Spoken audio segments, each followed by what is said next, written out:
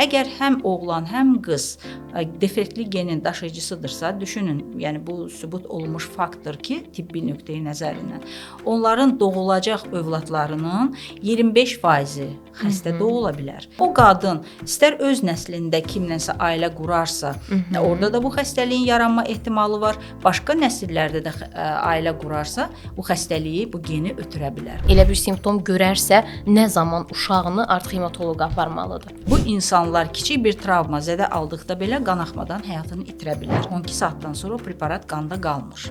Parçalanıb orqanizmdən çıxır. Bir tərəfdən də profilaktika aparmaq lazımdır. Yəni o xəstə uşaqların, qüsurlu uşaqların doğulmasının qarşısını almaq lazımdır. Bu artıq leykoz xəstəsidir və yaxud da talasemiya xəstəsidir. Digər bacı-qardaş nə qədər ona belə şansı var ki, ona donor olsun? Yaxşı olar ki, tam müalicəsini təmin etdikdən sonra evlənsin.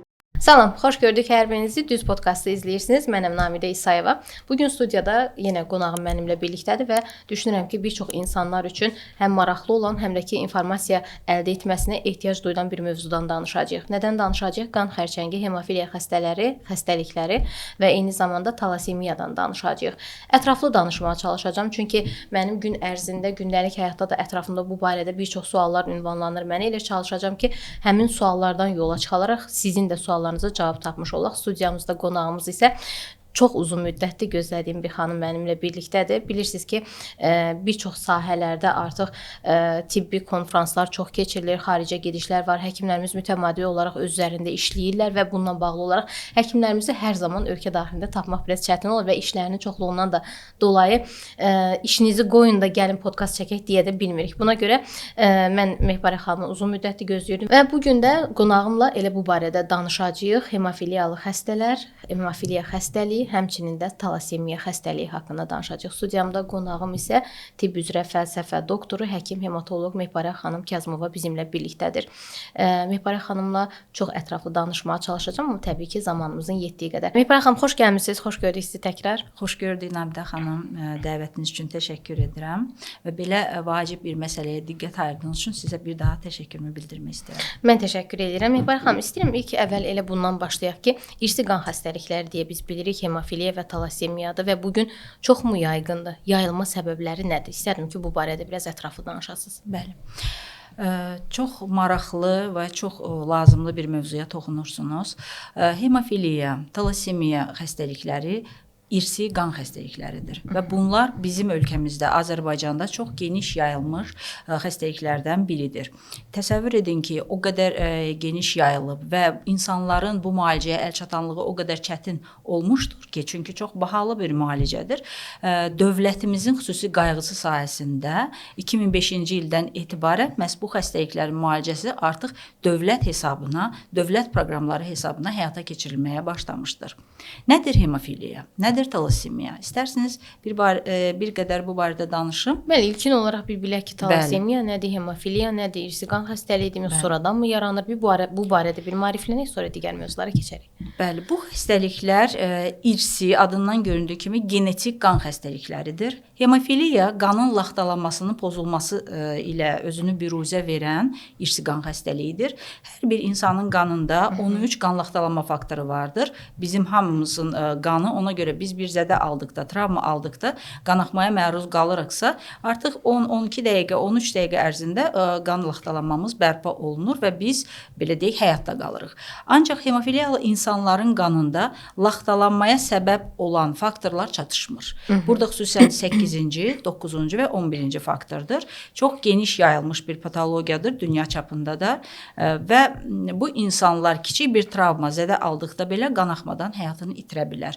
Və yaxud da orta ağır, yüngül gedişli formaları isə həmin insanların çox erkən yaşda əlil olmasına, yəni həyat keyfiyyətinin təbii ki, pozulmasına, pisləşməsinə gətirib çıxara bilən bir patologiyadır. Bəs talasemiya nədir? Talasemiya isə yeni genetik qan xəstəliklərindən biri olub, hemoqlobinopatiyalara aiddir. Yəni hemoqlobin sintezinin pozğunluğu ilə genetik səviyyədə gedən bir dəyişiklik, mutasiya nəticəsində yaranan xəstəlikdir. Bəs talasemiya özünü necə büruzə verir? Çox erkən yaşlardan övladlarımızda, uşaqlarımızda dərin qan azlığı, fiziki inkişafdan geri qalma, dərisinin solğunluğu, yaşı böyüdükcə, yəni uşaqlar böyüdükcə müxtəlif orqan, müxtəlif sistemlər tərəfindən ağırlaşmalarla özünü büruzə verən, yəni əsasən xroniki qan azlığı fonunda gedən bir patoloji vəziyyətdir. Yəni ağır genetik xəstəlikdir. Və bu xəstəliklərin dediyim kimi, onların müalicəsi də çox böyük maliyyət sərf etdiyinə görə, tələb etdiyinə görə məhz dövlət proqramları çərçivəsində 2005-ci ildən etibarən hər iki xəstəlik yüksək səviyyədə ölkəmizdə mütəxəssislərimiz tərəfindən müalicə olunur. Mehbira xanım, bura qədər hər şey aydındır, amma biraz özümün də əlavə suallarım olacaq. Məsələn, dediniz ki, hemofiliyalı xəstələrdə əsasən hər hansı bir travma aldığı zaman bu bilinir ki, məsələn, hemofiliya xəstəsidir. Travmadan kənar, ümumiyyətlə, hemofiliya xəstəsi olan uşağın və yaxud da insanın fiziologiyasında elə bir dəyişiklik olurmu? Biz onu baxanda simptom olaraq deyək ki, misal üçün, sən bir hematoloqa görsən və yaxud da valideyn elə bir simptom görərsə, nə zaman uşağını artıq hematoloqa aparmalıdır? Əlbəttə. Xəstəliyin ümumiyyətlə gedişinə görə yüngül, orta ağır, ağır formaları var, bir də gizli forması var. Yəni daha ağır formada xəstəlik daha erkən yaşda özünü büruzə verir. Yəni uşaq hətta yeni doğulma dövründə, iməkləməyə başladığı dövrdə həmin uşaqlarda bədənin müxtəlif hissələrində göyərmələr olur. Çox ağır bir travmadan dərhal göyərmə və dediyimiz kimi qanaxmalar baş verə bilər. Oynaqları demək olar ki, təkrari qansızmalar nəticəsində oynaqlar şişir, ağrılı olur. Uşaq onu dilə gətirə bilməsə də, yəni ona mütəxəssis baxdıqda, həkim baxdıqda burada nəyinsə doğru getmədiyini bilə bilər. Və çox ağrılı bir haldır ki, bəzi həkimlərimiz bu halda, yəni oynaq şişməsini, oynaq ağrılarını revmatik proseslər kimi qiymətləndirərək çox səhv bir yönümdə müalicələr apara bilirlər. Doğrudur, bu yanaşma daha əvvəlki illərdə daha çox rast gəlinirdi. İndi bir qədər maarifləndirmənin artırması sayəsində biz bu müsbət nəticələrə nail olmuşuq ki, erkən dövrdə ilkin səhiyyə müəssisələrinə müraciət edən, çünki bu pasientlər ilkin səhiyyə müəssisəsinə, poliklinikalara müraciət edirlər. Birbaşa hematoloqa gəlmirlər. Bəli. Adətən poliklinikalara, ilkin səhiyyə müəssisəsinə müraciət edirlər. Hansı şikayətlərdə? Burun qanaxmaları, müxtəlif dediyim kimi travmalar nəticəsində baş verən qanaxmalar və bədənin müxtəlif nahiyələrində göyərmələrlə və analar təbii ki, qorxuya düşür və yaxud da gizli gedən bir xəstəliyin formasıdırsa, dediyim kimi xəstəliyin bir neçə forması var. İnsan böyük cərrahi əməliyyata gedərsə və yaxud da bizim millətimiz üçün çox xarakter olan sirkumsiziya, sünnət əməliyyatına getdikdə, xüsusən bu xəstəlik bildiyimiz kimi oğlan uşaqlarında özünü büruzə verir. Qadınlar, qızlar daşıyıcı funksiyanı daşıyır. Ona görə də bu uşaqların həmin əməliyyat fonunda, əməliyyat zamanı ağır qanaxmaya məruz qala bilərlər və bu da bir daha bizi diqqətli olmağa çağırır. Həkimlərimizi, xüsusən cərrahları istənilən cərrahi əməliyyatdan öncə qan laxtalanma testlərinin həyata keçirilməsinə sövq etməlidir. Və təbii ki, bugünkü protokollarda bu var və izlənilir. Həkimlər də bunu həyata keçirir. Əgər qan laxtalanma testlərində bir kənara çıxmalar varsa, artıq ixtisaslaşmış tibb müəssisəsinə, istər hematoloji mərkəzə, istərsə də digər hematologiya şöbəsinə yönəldilməli və orada xarakter, yəni vacib testlər həyata keçirilir və qanın laxtalanma faktorları aydınlaşdırılır ki, bunlar nə dərəcədə varmı, yoxmu, azdırmı? Bundan sonra artıq professional, yəni düzgün yanaşma, düzgün müalicə başlanılır. Mehbira xanım, yəqin ki, mənimlə razılaşarsınız və təbii ki, mən müəyyən bir neçə il əvvəl məndə olub ki, talasemiyalı və xərçəng belə deyək də qan xəstəliyi olan uşaqlarla işləndiyimə görə o valideynlərin psixoloji olaraq gərginliyini, ağırlığını, qorxularını görmüşəm, yəni. Və bu çox xüsusi bir bölümdür deyə bilərəm də. Misal üçün, valideynlər həmişə, siz dediniz ki, məsələn, bunlar irsi qan xəstəliyidir. Amma biz hemofiliyanı niyəsə yanlış, doğru, bəlkə də doğru bildiyimiz yanlışlardandır. Biz hemofiliyanı adətən sonradan yaranan bir xəstəlik kimi bilirik. Belədirmi, yoxsa bu da irsi xəstəlikdirmi? Qətiyyən. Yəni hemofiliya irsi, genetik qan xəstəliyidir. Xəstəlik bizim ölkəmizdə dediyim kimi yayğındır kifayət qədər. 10 milyonluq əhalimiz üçün 1700-dən biraz artıq xəstəmiz var. Bu böyük bir rəqəmdir. Belə ki, dünya çapında hər 10 min yeni doğulmuşdan birində hemofiliya A rast gəlinir. Hər 50 min yeni doğulmuş uşaqdan birində isə hemofiliya B-yə rast gəlmək olar. Təsəvvür edin ki, 10 milyonluq əhalinin, yəni 1700-ündə bu xəstəlik aşkarlanırsa, bu böyük bir rəqəmdir və bu irsidir, genetikdir. Ancaq müxtəlif mutasiyalar sayəsində, müxtəlif dərman preparatlarının qəbulu nəticəsində ola bilər ki, sonradan yaranan qazanılma hemofiliya halları da olur. Bu çox az, çox nadir hallardır. Əsas etibarilə bu irsi qan xəstəliyidir, genetikdir. Əsasən oğlan uşaqlarında rast gəlinir. Analar bu geni daşıyaraq, patoloji, yəni xəstə geni analar daşıyır və daşıyaraq öz oğlan övladlarına ötürür. Oğlan uşaqları belə deyək xəstə doğulur. Qız övladları isə yenidən daşıyıcı funksiyasını həyata keçirir. Yəni həmin xəstə geni öz övladlarına ötürürlər. Biz burada bir vacib məqama da toxunmalıyıq ki, nə üçün bizim ölkəmizdə bu qədər böyük rəqəmdir və yaxud da talassemiya xəstəliyinin statistikasına nəzər yetirsək, burada da kifayət qədər böyük rəqəmlərə rast gəlirik. Orada 10 milyona nə qədərdir göstərici bir hər 8-10 nəfərdən biri ölkəmizdə bugün daşıyıcıdır. Talassemiya daşıyıcılığıdır. Rəqəmlər isə bugün bizim 3000 civarında talassemiya xəstəmiz vardır. Qeydiyyatdadırlar və müvafiq müalicə ilə təmin olunurlar. Bunun çox vacib, çox mühüm səbəblərindən biri ölkəmizdə geniş yayılmış qan qohumluğu. Baxın, elə bu yerə gəlmişkən mən sizdən bəzi şeylər soruşmaq istəyirəm. Bu barədə dövlətimiz təbii ki, tibbin bir çox sahələrinə diqqət göstərir, qayğı göstərir. Amma bir müddət əvvəl qanun çıxdı ki, məsələn, qohum evlilikləri qadağan olundu. Gəlin elə ona baxaq. Qohumlar bu xəstəlikdə niyə evlənməməlidirlər? Yəni bu xəstəlikdən baxsaq, qohumlar niyə evlənməməlidirlər? Belə bir statistika var ki, əlbəttə bu bir il öncənin statistikasına aiddir. Ümumiyyətlə bütün nigahların 56%-ni qohum nigahlar təşkil edir Azərbaycan üçün. Çox dəhşətli bir rəqəmdir. Bəli. Və bu nigahlar fonunda da irsi xəstəliklərin yayılma tempi 15% təşkil edir. Bu bizim ölkə üçün araşdırmalar nəticəsində əldə olunmuş nəticədir. Və belə qohum nigahlar sayəsində bayaq qeyd etdiyim kimi zədəli patoloji genlər genetik səviyyədə əgər eyni əcdadın övladlarıdırsa, burada xüsusən yaxın qohumlardan danışırıq. Əmi oğlu, əmi qızı, xala uşaqları, dayı uşaqları və bunlar eyni nəslin övladlarıdırsa, təbii ki, defektli genə malikdirlər və əgər həm oğlan, həm qız belə defektli gen daşıyırsa, onların ailə qurması, onların xəstə övlad həyata gətirmə ehtimalını təsəvvür edin, çox yüksəkdir. Belə ki, əgər dünya çapında aşkar olunmuşdur ki, əgər normal, yəni nigahlarda qüsurlu xəstə uşaqların doğulma riski 2-4%-dirsə, qohum nigahlarında xəstə uşaqların doğulma riski çox böyükdür. 8, hətta 10%-ə çatır. Bu çox böyük rəqəmdir. Və məhz bunları nəzərə alaraq dövlətimiz, rəhbərlik belə bir qərar verildi. Bu 25-ci ilin iyulun 1-dən etibarən ölkəmizdə qohum nigahlar qadağan olundu. Qeyd edim ki, bu praktika tək ölkəmizdə ilk deyil. Məsələn, Amerikanın 24 ştatında, Almaniyada qohum nigahlar qadağandır. Əvvəldən qadağan olunmuşdur. Ümumiyyətlə, Qərbi Avropa ölkələrində bu praktika yoxdur demək olar ki. Bu sırf bizim ölkə, Türkiyə, sonra Ərəb ölkələri üçün çox geniş yayılmış bir praktikadır qohum nigahlar. Təbii ki, burada müəyyən bir səbəblər vardır. Sözünüzü kəsmək kimi olmaz Mehman xanım. Əslində qəribə bir tendensiyadır da. Bir var ki, illərlə bizim gəldiyimiz bu mental dəyərlər, hansı ki, qohum evlilikləri üstün sayılırdı ki, tanıdığın ailədir, tanıdığın qızdır, tanıdığın oğlandır, kənara getmə.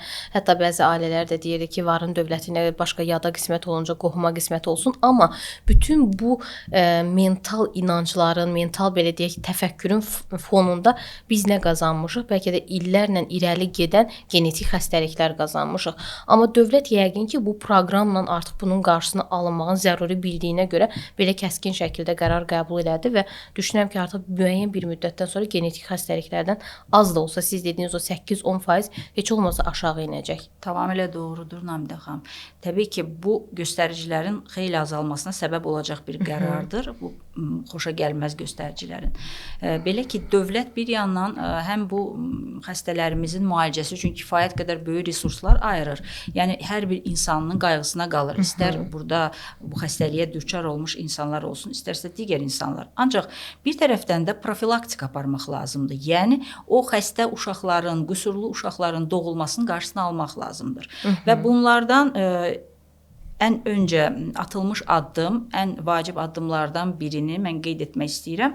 2015-ci ildən etibarən nigahdan öncə müayinələrin ciddi şəkildə tətbiq olunması. Çox önəmli bir mərhələdir. Çox önəmli addımdır. Bəli, bu addım sayəsində nigahdan öncə nigaha girəcək cütlüklər müvafiq analizlər verirlər, qan analizləri və o testlər əsasında əgər aşkarlanarsa ki, hər iki, yəni həm oğlan tərəfdə, həm qızda müəyyən bir gen daşıyıcısıdırsa, onların ailə qurmasına biz məsləhət verə bilirik sadəcə ki, sizin evlənməyiniz xoşa gəlməz hallar yarada bilər. Necə? Əgər həm oğlan, həm qız defektli genin daşıyıcısıdırsa, düşünün, yəni bu sübut olunmuş faktdır ki, tibbi nöqteyi nəzərindən onların doğulacaq övladlarının 25% xəstə doğula bilər, 25% sağlam doğula bilər. Yəni ehtimallar 25%dir. 50% isə həmin genin daşıyıcısı, konduktoru funksiyasını daşıya bilər. Yəni ehtimallar bu cürdür. Və məhz genetik konsultasiya kabinetlərində də həmin insanlarla bu söhbətlər aparılır və onlara bu məsləhət verilir. Təbii ki, sonrakı proses insanların üzərinə düşən məsələdir. Yəni özləri qərar verəcəklər, qərar verəsinlər yoxsa yox. Amma gələcəyini düşünən, millətin genofondunu düşünən, təbii ki, bu addımdan qaçınmalıdır. Əgər orada genetik bir problem varsa, defekt varsa, onların ailə qurması və yaxud da qüsurlu uşaq dünyaya gətirməsi təbii ki, həm həmin ailənin özü üçün bir sosial yük yaradır. Bu ictimai sosial bir məsələdir. Ailələrin sonradan biz çox görmüşük ki, həmin ailələr dağılır. Çünki o yükə tab gətirə bilmirlər. Və eləcə də dövlətimizə belə bir yük yaratmış olur. Sosial səhiyyə yükü yaratmış olur. Odur ki, bu baxımdan qohum nigahların qadağan olunması kimi bir addım, nigahdan öncə müayinələrin həyata keçirilməsi çox vacib, mühüm addımlardır. Bir onu deyim ki, məsələn 2015-ci ilə qədər əgər ölkəmizdə hər il 300-400 civarında yeni talasemiyalı xəstə doğulurdusa, təsəvvür edin. Artıq bu qərardan sonra və nigahdan öncə müayinələr aktiv şəkildə həyata keçirilir. Bugün deyə bilərik ki, bu rəqəmlər ikili rəqəmlər səviyyəsindədir. Nə gözəl, yəni xeyli fərq xeyli azalıb, xeyli böyük fərqlər var. Təbii ki, bu son deyil. Bu yönümdə böyük işlər aparılır. Amma bizim də qarşımızda duran məqsəd həkimlərin təbii ki, bu rəqəmi sıfıra endirməkdir. Doğulan xəstə, talasemiyalı xəstə sayını sıfıra endirməkdir. Digər bir səhv yanaşma, bəzən insanlarda bu səhv yanaşma olur ki, bəs hemofiliya da ən çox qohum nigahlar sayəsində olur. Qohum nigahlar sayəsində daha çox nəsildən nəsilə ötürülən, yayılan xəstəliklər daha çox talasemiyalardır. Yəni, xüsusən də böyük beta talasemiya. Bizim toplanma xəstəlikləri dediyimiz Qoşe, Niemann-Pick xəstəlikləridir. Mitoxondrial xəstəliklərdir. Sonra anadan gəlmə ürək qüsurları, eşitmə qüsurlu uşaqlarımız doğulur, əqli qeyriliklə doğulan uşaqlar olur. Yəni bunlar, bir də fenilketonuriyanı biz qeyd edə bilərik. Hemofiliya belə bir xəstəlikdir ki, bu xəstəliyin bayaq qeyd etdiyim kimi daşıyıcısı qadınlardır. O genetik kod həmin qadınlardadır. Və bəs həmin kişilərdə olmurmu hemofiliya yoxsa? Olur. Daha doğrusu kişilərdə olur hemofiliya. Qadınlar daşıyıcıdır. Qadınlar xəstə doğulmur. Daşıyıcı xəstə da olmur, olur. daşıyıcı da olur. Aha. Və o qadın istər öz nəslində kimlənsə ailə qurarsa, orada da bu xəstəliyin yaranma ehtimalı var. Başqa nəsillərdə də ailə qurarsa, bu xəstəliyi, bu geni ötürə bilər. Ona görə bu baxımdan hemofiliya biraz kənara çıxmalar təşkil edir. Mehpara xanım, baxın, mən bəlkə də səhv bilirəm, amma talassemiyada belədir ki, ata da, ana da daşıyıcı olarsa, övlad talassemiya xəstəsi doğulur. Bəli. Yəni hemofiliyada da ana daşıyıcıdırsa, ata da daşıyıcı olursa, əgər uşaq o zaman hemofiliya xəstəsi olur, yoxsa ana daşıyıcıdırsa, ata sağlam olsa belə uşaq hemofiliya xəstəsi mi doğulur? Baxın, hemofiliya X xromosomu ilə ilişikli keçir. Burada çox vacib nüans bundan ibarətdir. Yəni bizim orqanizmimizdə 23 cüt xromosom vardır, cinsi xromosomlar və bu X xromosomu ilə ilişikli ötürülən bir patologiyadır, bir xəstəlikdir. Atalarda, yəni kişilərdə 1X və 1Y xromosomu olur. Qadınlarda isə 2X xromosomu olur. Yəni onların cinsiyyətini xarakterizə edən xromosomdur. Və həmin qadında o 2X xromosomundan biri xəstədir. Yəni defektli gendir, defektli xromosomdur. Əgər bu qadın tam sağlam bir kişi ilə evlənərsə, kişidə dediyimiz kimi X və Y xromosomları vardır. Əgər doğulacaq övladlar, burada Mendel qanununa uyğunluğu götürülür. Əgər doğulacaq övlad atanın X xromosomunu götürürsə və ananın sağlam X-ini də götürə bilər, sağlam doğula bilər. Amma ananın xəstə X-ini götürərək atadan da məsələn Y xromosomunu götürürsə, bəli, bu halda burada biz belə deyək də xəstə övladın doğulmasına görəcəyik, şahid olacağıq. Bir də çox ağır bir haldır ki, əgər atada da bir X, bir Y xromosomu var və o X defektli X-dirsə, təsəvvür edin. Ananın da dediyimiz kimi X-i defektlidirsə, bəli, bu halda çox ağır bir hal olan onların övladlarında, yəni qadın hemofiliyası rast gəlinə bilər. Çünki həm atadan, həm anadan aldığı X-lar xəstə X-dir. Aydındırmı? Yəni bu çox ağır bir haldır. Artıq bu qadınlarımız çox əziyyət çəkirdi illərlə. Onların siz təsəvvür edin ki, fizioloji hər bir qadın qan itirmələrə məruz qalır. Bu normal bir haldır. Amma bizim hemofiliyalı qadınlarımız çox əziyyət çəkirdi və hemofiliya ilə yanaşı digər koagulopatiyalar da vardır ki, yəni bu cür o qadınlarımız da bu cür əziyyət çəkirdi. Bu gün xoşagələn haldır ki, onların müalicəsi üçün lazımlı dərman preparatlarını biz dövlət proqramı çərçivəsində alırıq və onlar müvafiq müalicəni aldıqdan sonra artıq əvvəlki, yəni problemləri yaşamırlar. Hemofiliyalı uşağı olan valideyn dövlət proqramından faydalanmaq üçün hardan necə başlamalıdır? Çox yaxşı sualdır. Hemofiliyalı insanlarımız ümumiyyətlə ilk simptomları olduqda övladının təbii ki, həkimə müraciət edirlər və doğru yanaşma olduqda həmin ilkin səhiyyə müəssisələrindən xəstələri məhz hemofiliya mərkəzinə yönəldirlər.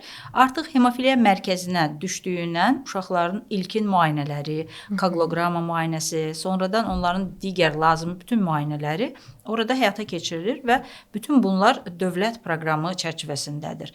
Və sonradan əgər xəstəlik təsdiqlənirsə, təbii ki, bu müayinələr nəticəsində biz həm anamnez toplayırıq, həm laborator müayinələri əsas götürürük və xəstənin nəsil şəcərəsini aydınlaşdırırıq və xəstəliyin diaqnozu təsdiqlənirsə, onlar registra salınır, yəni qeydiyyata götürülür. Və hər bir xəstə, bizdə qeydiyyatda olan hər bir xəstə, pasiyent hər ay müvafiq dərman preparatları ilə tam təmənnasız mərkəzdə gəlib təmin olunurlar və bəzi xəstələr var ki, məsəl üçün onlarda çox ağır getmir, gedişli deyil bu xəstəlik. Artıq o xəstələrimiz özləri həmin dərman preparatını öz vena daxili, yəni özlərinə tətbiq etməyi öyrənmişlər və mərkəzə gəlməklərinə hər dəfə ehtiyac qalmır. Yəni bütün bunlar hamısı dövlət proqramının nəticəsində, düzgün tətbiq olmasının nəticəsində baş verən hallardır. Eləcə də talassemiya xəstələri, onu da qeyd edə bilərik. Yəni baxın, talassemiya xəstələrinin dövlət proqramı ilə hemofiliyalı xəstələrin dövlət proqramı eynidirmi, yoxsa bunların müalicəsində, əməliyyatında, dövlət proqramında hər hansı bir dəyişiklik varmı? Demək olar ki, bu proseslər paralel getmişdir. Bildiyiniz kimi 2005-ci ildə ilk dəfə dövlət proqramı, yəni bu barədə müvafiq qərar verildikdən sonra orada hemofiliya və talassemiya xəstəliyinə düçar olmuş insanların dövlət qayğısı haqqında dövlət proqramıdır. Və paralel olaraq bu proqram həyata keçirilmişdir. Proqram nəyi nəzərdə tutur? Həmin insanların müvafiq dərman preparatları ilə təminatını, müvafiq laborator müayinələrini, sonrakı hallarda da hər bir müraciət zamanı onların istənilən müayinələrini, çünki bu kifayət qədər bahalı müayinələrdir. İstər koaguloqramma müayinəsindən danışsaq, istər talassemiyada hemoqlobinin elektroforizindən danışsaq, yəni diaqnoz məhz o testlər əsasında qoyulur. Bunlar kifayət qədər bahalı bir testlərdir. Və bütün bunlar hamısı dövlət tərəfindən qarşılanır. Və sonrakı hallarda isə əgər həmin xəstələrin istənilən cərrahi əməliyyata ehtiyacları varsa və o əməliyyat fonunda artıq dərman preparatlarının belə deyək dozası da bir qədər artırılmış olur və bu mütəxəssislər tərəfindən ciddi nəzarətlə həyata keçirilir. Bugün isə xoşagələn bir haldır ki, talassemiya xəstəliyinin bütün dünyada olduğu kimi ən son radikal müalicə metodu, yəni sümük iliyi transplantaciyası artıq bu da dövlət proqramı çərçivəsində həyata keçirilir. Görün, dövlətimiz nə qədər qayğı ilə yanaşır bu insanlarımıza. Yəqin ki, bizim izləyicilərimiz də bilir, əslində sümük iliyinin transplantasiyası çox bahalı əməliyyatdır. Yəni çox böyük maliyyə tələb edən bir əməliyyatdır. Bunu artıq mən düşünürəm ki, araşdıran və yaxud da ki, Allah uzaq eləsin, ailə üzvlərindən kimsə bu xəstəliklə mübarizə aparan insanlar bunu bilir, amma dövlət proqramına salınması həqiqətən vətəndaş üçün çox böyük bir belə deyək köməkdir, yardımdır. Əslində bu da çox yaxşıdır. Çünki siz dediyiniz statistikaya baxsaq kifayət qədər bizim hemofiliyalı və talassemiyalı xəstələrimiz var. Amma Mehbarə xanım, mənə maraqlı olan nədir? Bütün xəstələrin əməliyyat olunur, sümük iliyi nəqli əməliyyatı olunur, yoxsa müalicə ilə artıq bu xəstəliyə qalib gələnlər olurmu? Təbii ki, bütün xəstələri eyni anda sümük iliyi transplantasiyasına cəlb etmək biraz qeyri-mümkündür bu barədə danışmaq. Çünki dediyim kimi 3000-dən bir qədər artıq xəstəmiz vardır. Erkən yaşlardan bu xəstələr qan köçürmələrlə müalicə olunurlar, hemotransfuziyalara.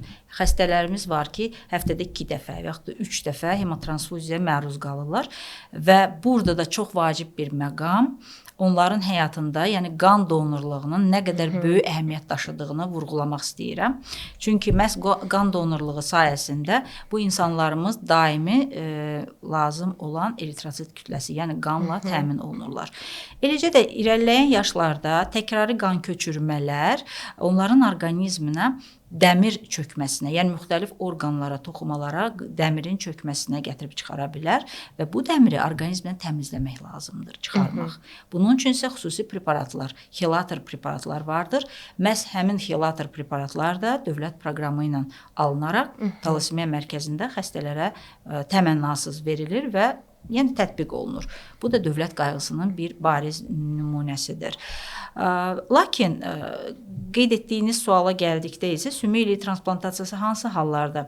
Təbii ki, burada hələ ki bizim ölkəmizdə doğma bacı qardaşdan alınan sümük iliyinin transplantasiyasından söz gedir.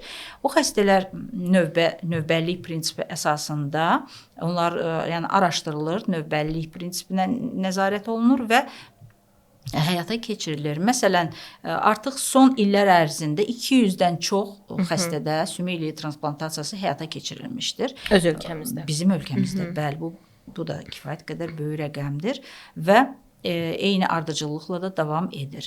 Sadəcə bəzi məqamlar var ki, dediyim kimi, bu doğma bacı qardaşdan alınan sümük iliyi köçürülməsidir. Buna görə də həmin vacib, lazım olan sümük iliyinin yəni tapılması, müvafiq bu təminat, bu məsələlər gözlənilməklə, yəni bu proseslər həyata keçiriləcək.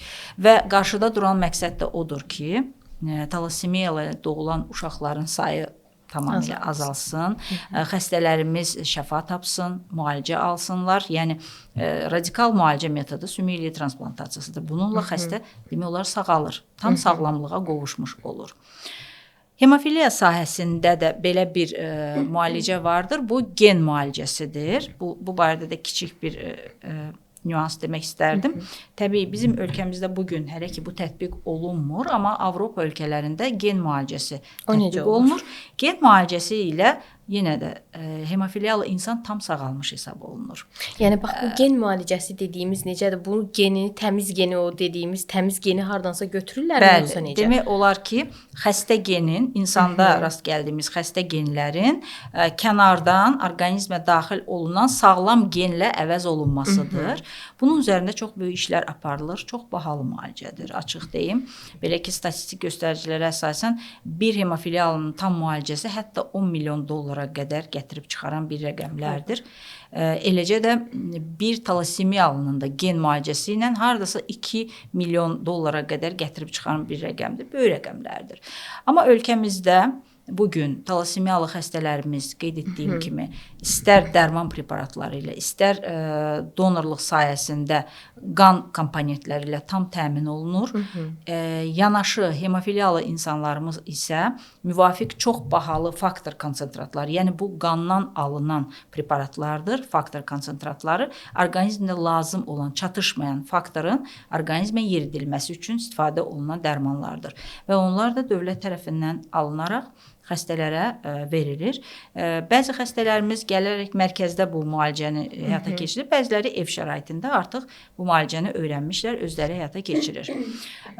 Və bugün dünya nə ilə məşğuldur? Bəs dünyada biz əgər əvvəllər həmin faktor konsentratlarını, yəni bir quru belə deyək, toz halında preparatdır, öz həll edicisi ilə bərabər verilir qutuda və bu preparat həll olunaraq damar daxilinə yeridilirdi. Təbii, insanların həyatını qurtarırdı. Onların erkən əlillikdən qurtarmasına, ölüm hallarının qarşısını almasına səbəb olurdu. Ancaq burada bir sosial problemlər də yaranırdı. Nə üçün? Təsəvvür edin, hemofiliya A xəstəsi bir həftə ərzində 3 dəfə venasına bu preparatı yeritməlidir. Çünki o preparatların yarımparçalanma dövrü 8-12 saatdır. 12 saatdan sonra o preparat qanda qalmır. Parçalanıb orqanizmdən çıxır.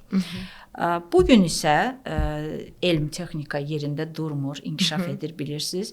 Elə preparatlar irəli sürülmüşdür ki, artıq onlar gen mühəndisliyini də arxada qoymuşdur. Məsələn, elə preparatlar var ki, yarımparçalanma dövrü çox uzundur. 36 saatdan çoxdur. Yəni xəstələr həftədə bir dəfə o preparatı tətbiq etməklə sağlamlığına qoşulur. Heç bir hemofiliya, qanama qorxusu olmadan, hətta bəzi xəstələrimiz hemofiliya olduğunu belə unudur.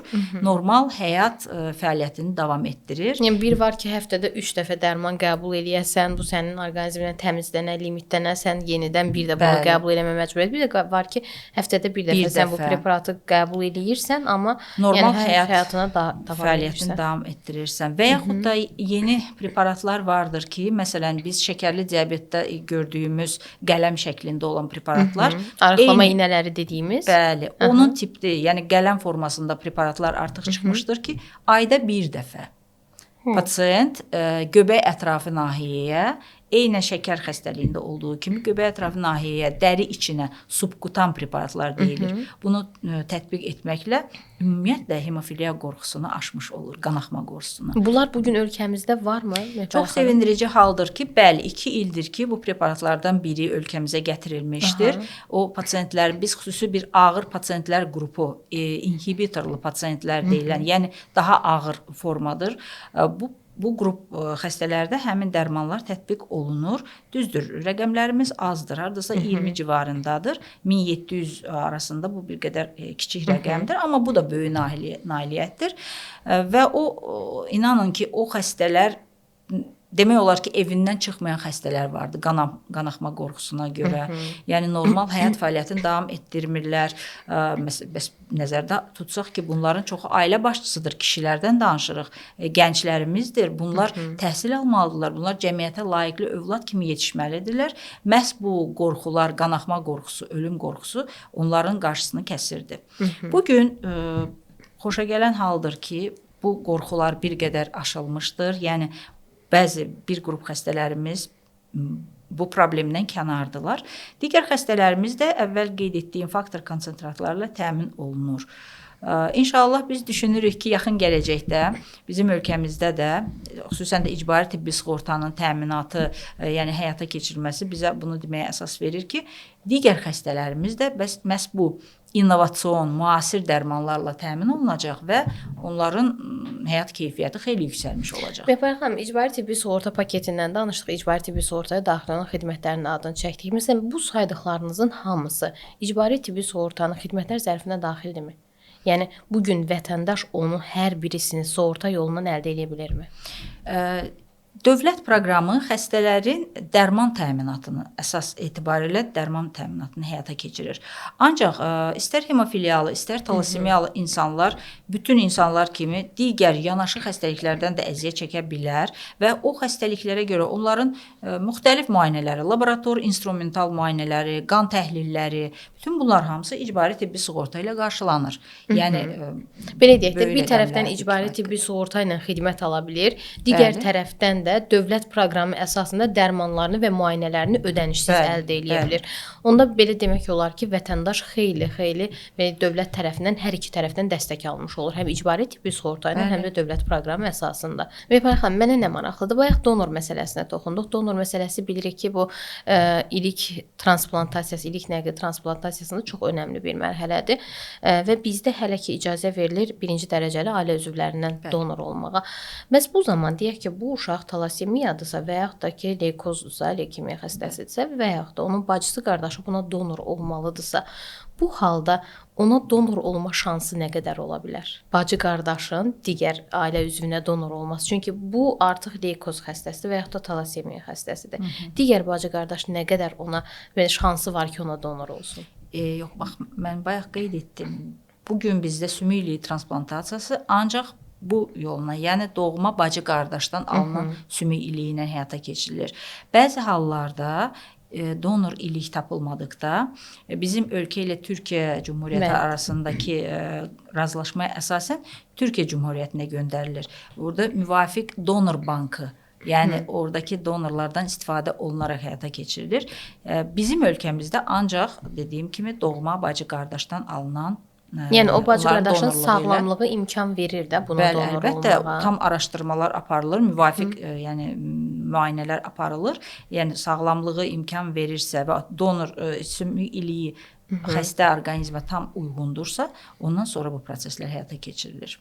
Leykoz xəstələrinə biz hansısa bir müddətdən sonra deyə bilirikmi artıq tam sağlamdır, yoxsa bu ömürlükdürmü? Leykemiyada qanın bədxəstəlik xəstəliyidir. Bu onkohematoloji xəstəliklər qrupundandır. Və bəli, bizim kifayət qədər çox xoşa gələn rəqəmlərimiz var. Milli Hematologiya Mərkəzində müalicə alan leykemiyalı övladlarımız, demək olar xəstəlikdən tam müalicə olmuş hesab olunan uşaqlarımız var. Çünki onların da müvafiq dərman preparatlarının böyük əksəriyyəti dövlət proqramı çərçivəsində onlara orada verilir və daim nəzarətdə saxlanılırlar. Var belə nəticələr. Doğrudur, çox ağır patologiyadır. Bəzən yanaşı gedən xəstəliklərdən, yaxud da müxtəlif viral infeksiyalardan biz o pasientləri itirə bilirik. Çox təəssüf ki. Amma xoşa gələn nəticələrimiz də çoxdur. Bəli, tam klinik remissiya, sağalma əldə olunan xəstələr vardır. Və həmin xəstələr, belə deyək də, sağaldıqdan sonra və yaxud da ki, hələ sağalmamış ailə qurmaq onlar üçün nə dərəcədə uyğundur, yəni düzgündür. Ailə quran bir leykoz xəstəsi olan bir insan rahatlıqla ailə qura bilərmi? Sualı belə qoyacağam. Bilirsiniz, leykemiya belə bir haldır ki, o müalicə aldığı dönəmdə, yəni çətin hallarla qarşılaşır. Yəni onların o dönəmdə ailə qurması bir qədər xoşa gələn deyil təbii ki. Tam sağlamlığına qovuşmalıdır ki, ondan sonra tam rahatlıqla yeni ailə qurmaq barədə, övlad dünyaya gətirmək barədə düşünsün. Ən azından ona görə ki, onun orqanizmi buna sağlam olmalıdır. Yəni orqanizmin sağlamlığında müvafiq göstəriciləri, xoşa gələn göstəricilər olmalıdır. Bu xəstəliyi də genetik olaraq nəslə ötürmə ehtimalı, yəni bu ehtimallar siyahısındadır. Və biz bunu talassemiya və yaxud da hemofiliya ilə bir qədər fərqləndirməliyik. Çünki bayaq qeyd etdiyim kimi, istər talassemiya, istər hemofiliya bu defektli genin nəslə ötürülməsi sayəsində rast gəlinən, üzə çıxan bir xəstəlikdir. Leykozlar isə bəlli bir səbəb, yəni orada tam aydın olmayan səbəblər çoxdur. İstər mutasiyalar, istər ekoloji radiasiya, ekoloji mühitin təsiri, istər müxtəlif qidalar. Bugün leykemiyanın yaranma səbəbləri çox müxtəlifdir. Ona görə də biz burada bu xəstəlikləri bir-birindən ayırmalıyıq bu mənada. Bu sualı təsadüf vermədim və hardasa mən deyirəm sizə 2014-2015-ə qədər olan bir dönəm idi.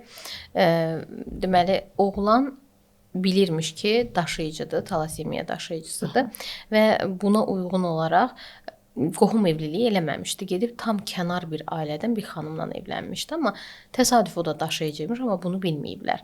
Uşaq gəlib talassemiyalı doğulmuşdu, yəni talassemiya xəstəsi idi uşaq və o zaman onlar məsələn xanım da, yoldaşı da hər zaman deyirlər ki, biz bilsəydik ümumiyyətlə evlənməzdik ki, bizim uşağımız bu belə bir çətin yolu keçmiş olmasın. Özünüz də bilirsiniz ki, o kifayət qədər ağır yoldur həm valideynlərə, həm uşağın özünə. Uşaq özü sağlamlıq baxımından çox problem yaşayır və ona görə o sual verdim ki, yəni əgər bir adamda ya leykoz və ya da talassemiya xəstəliyi varsa, ancaq remisiya dönəmini mi gözləyib evlənməlidir, yoxsa necə yəni? Yox, bu talassemiyaya şamil oluna bilməz. Çünki talassemiya xəstələri, bayaq dedim, erkən yaşlardan müalicələrin alırlar qan köçürmələri ilə, sonra dəmirin orqanizmə çıxarılması üçün müvafiq xelator terapiya ilə.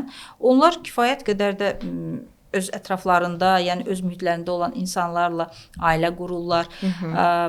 Amma leykoz belə bir haldır ki, yəni leykemiya, leykoz təbii ki, yaxşı olar ki, əgər subaydırsa, tam xəstəlik istər kimyoterapiya, yəni kimyəvi dərmanlarla müalicəsi və yaxud da radikal müalicə, sümüklə transplantasiyası ilədırsa, yaxşı olar ki, tam müalicəsini təmin etdikdən sonra evlənsin. Talassemiya geni ilə, yəni bu övladlar, talassemiya belə bir patologiyadır ki, o genlə o doğulubdur. O genlə də əgər gen terapiyası yaxud da radikal sümüklə müalicəsi, transplantasiyası aparılmayacaqsa, o genlə də onlar həyatdan köçürlər.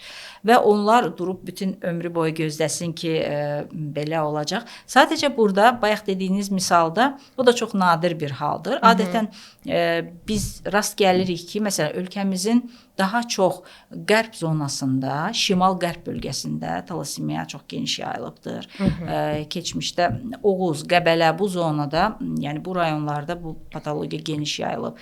Və yaxud da bizim koaqulopatiyalara gəlsək, irsi qanaxma pozğunluqları, bunlar cənub bölgəsində çox geniş yayılıb və bir də o xəstələr illərlə Bakıya köçüblər deyə, çünki müalicə Bakıda aparılırdı. Bakıda çoxdur bu xəstələr. Və burada da o xəstələrin özü kimi genetik defektli, yəni gen daşıyıcılarla evlənmə, xəstə uşaq dünyaya gətirmə ehtimalı da təbii ki, çoxalır, artır.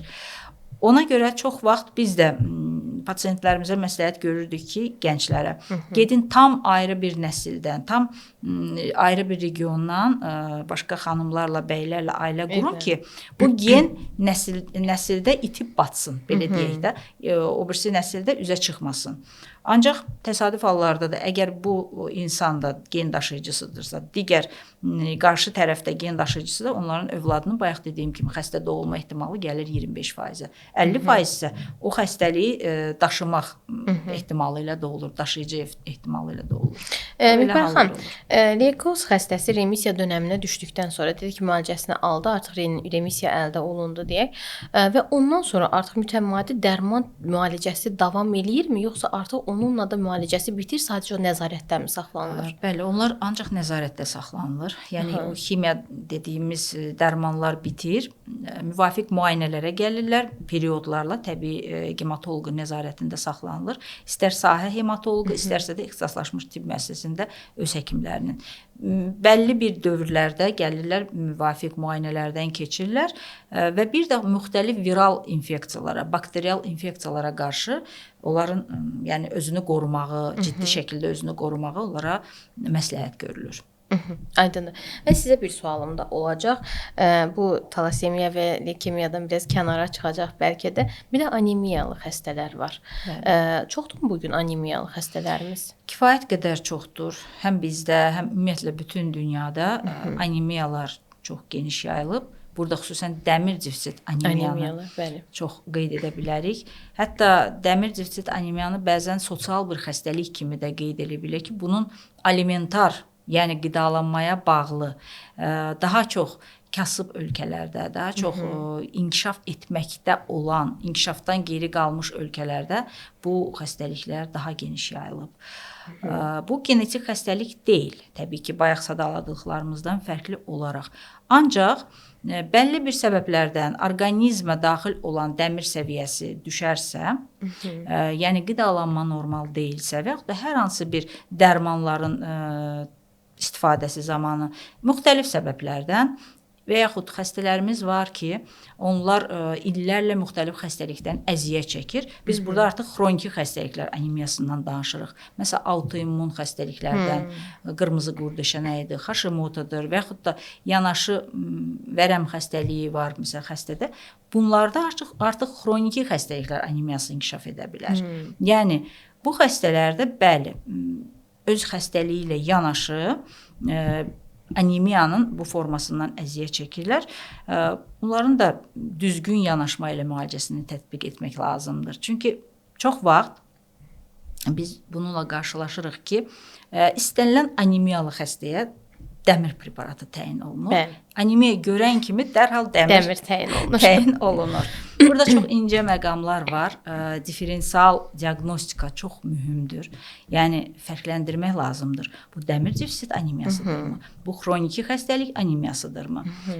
Dəmirlə yanaşı digər testlər var. O testlər mütləq aparılmalı və düzgün yanaşılmalıdır. Çünki artıq dəmirin verilməsi bədənin dəmir ilə yüklənməsinə gətirib çıxarır. Onun özü belə bir fəsad. Əlbəttə dəmir yükü əgər həyati vacib orqanlara çökürsə, daxili orqanlarımız xüsusilə də ürək toxumasına dəmir yükü çox böyük fəsadlar törədir, hətta ölümə gətirib çıxara bilər. Mehriban xanım, və son sualım olacaq sizə hemofiliya ilə bağlı. Hemofiliyalı xəstələrin müalicəsi bir standartdırmı, yoxsa digər xəstələr kimi də yanaşılması mümkündürmü? Yoxsa hemofiliya xəstələrə yanaşma özəldirmi?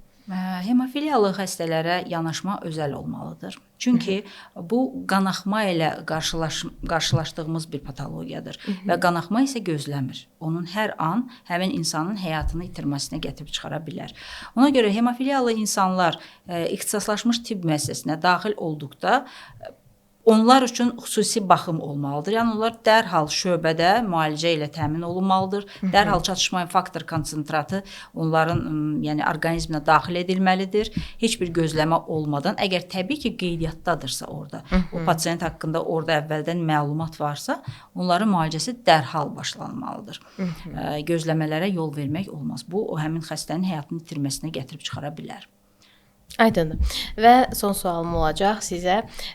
Bir neçə il əvvəl bizim ölkəmizin səhiyyə mənzərəsinə baxdıqda biraz mənzərə başqa cür görünürdü. Həkimlərimiz bəlkə də müəyyən sahələrdə o qədər hazırlıqlı deyildilər, bəlkə də öz üzərində daha çox işləməklər lazım idi və sırf hematologiya sahəsində də biraz bilmirəm nə qədər idisə, amma bu gün baxsaq ümumilikdə reallıqla dəyərləndirmə eləsək, bu gün bizim hematoloqlarımızın ölkəmizdə vətəndaşımıza xidmət verməsi üçün hazırlığı nə səviyyədədir? Sizi qane eləyirmi? Bəli, hematoloqlarımız daim öz üzərində işləyirlər.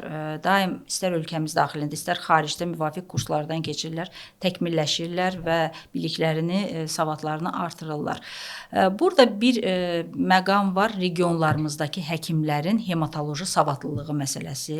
Bu çox mühüm bir məsələdir. Yəni regionlarımızda xoşagələn bir hal olardı ki, regionlarda işləyən həkimlərimizin hematoloji savadlılığı bir qədər artırılsın. Təbii ki, onlar mütəmadi bizim kurslara, təkmilləşmə kurslarına gəlirlər, faydalanırlar. Ancaq yenə də mən arzu edərdim ki, mərkəzdən bizim müvafiq hematoloqlarımızın, yəni bir qismi regionlara gedərək orada yerli həkimlərin hematoloji savadlılığının artırılmasına, praktik savadlılığın artırılmasına, oradakı xəstələrlə görüşlərin keçirilməsi, yəni çox xoş xoşa gələn bir hal olardı. Nə üçün? Bu gün ölkəmizin istənilən bölgəsindən xəstələr Bakıya axışır. Bəli. Bu müalicə üçün Bakıya axışırlar. Bu da təbii ki, bizim paytaxtın yükünü artırır. Və mən çox istərdim ki, regionlarda hematoloji xidmət səviyyəsini qaldırmaq üçün bəlli bir tədbirləri həyata keçirək. Düşünürəm ki, yaxın gələcəkdə olacaq bu. İnşallah, çünki vətəndaş da uzaq regionlardan belə məsafə qət edib həm Bakıya gəlməsinlər, həm də siz dediyiniz kimi burada yüklənməsin. Buranın da özünün bir pasiyent kütləsi var, yəni kifayət qədər say var, amma siz sözünüzə qüvvət. Regionda məsələn bu inkişaf eləmiş olsaydı, bizim vətəndaşımıza da daha rahat olardı. Həm də ki, orada da hematoloji sahələr daha da inkişaf etmiş olardı. Həkimlərimiz belə deyək də xidmət vermək üçün daha münbit şərait əldə etmiş olardılar. Mehpara xanım, təşəkkür edirəm sizə. Gəldiyinizə görə minnətdaram. Sizi dinləmək xoş oldu. Düşünürəm ki, bizim izləyicilərimiz üçün faydalı olduq və düşünürəm ki, onların suallarına cavab tapa bildik. Təşəkkür edirəm. Mən təşəkkür edirəm. Çox sağ olun. Belə, əziz izləyicilər, podkastımız sona çatdı. Bir daha qeyd etmək istəyirəm ki, bugün studiyamda qonağım tibb üzrə fəlsəfə doktoru, həkim hematoloq Mehpara xanım Kazımova bizimlə birlikdə idi. Hemofiliya və talasemiya xəstəliklərindən danışdıq. Sona qədər izlədinizsə bizi bəyənin, rəy yazın. Suallarınız varsa suallarınızı bizə ünvanlandırın ki, mən Mehpara xanımdan sizin suallarınıza cavab alıb orada cevablaya bilim. Hələlik növbəti podkastda görüşərik.